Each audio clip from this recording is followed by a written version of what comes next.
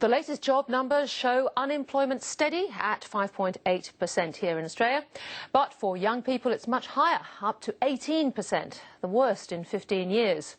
Doing an apprenticeship is one path to a secure job, but now, under proposed changes announced in the federal budget, apprentices face the possibility of getting their qualifications only to be left thousands of dollars in debt. Anita Savage has been investigating.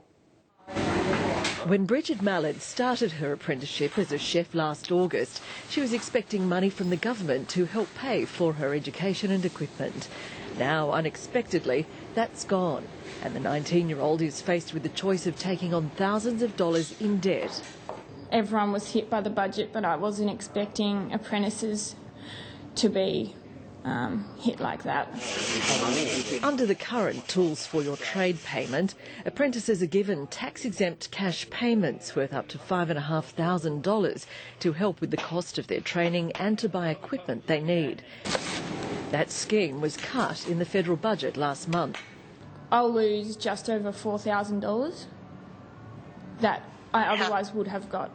Instead, from the 1st of July, apprentices can apply for a loan of up to $20,000 over 4 years. These changes are an absolutely retrograde step. Are pretty cruel to do to the people who are the most vulnerable in the labour market. For those who are expecting it, I agree that's a disappointment. But I think they've got to be focused on the fact that they're getting wonderful training, at the end of which they're going to have a wonderful career. Under the scheme, apprentices will start repaying the loan once their income reaches just over $53,000 a year. The Department of Industry says it will take apprentices, on average, 8 years to repay their loan.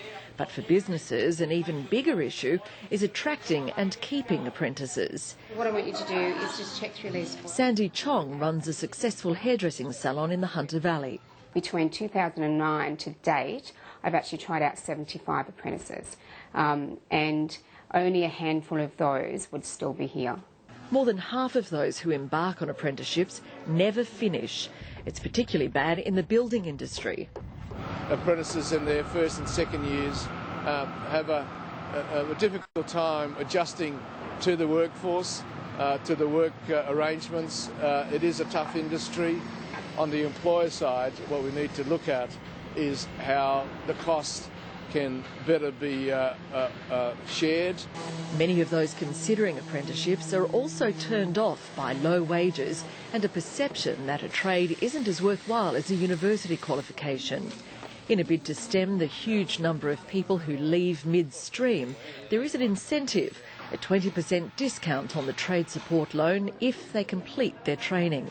But not all think the Tools for Trade scheme was the answer either. I think you'll find that many salon owners or in this industry will say that the money was being spent for partying, shopping, everywhere but on their career.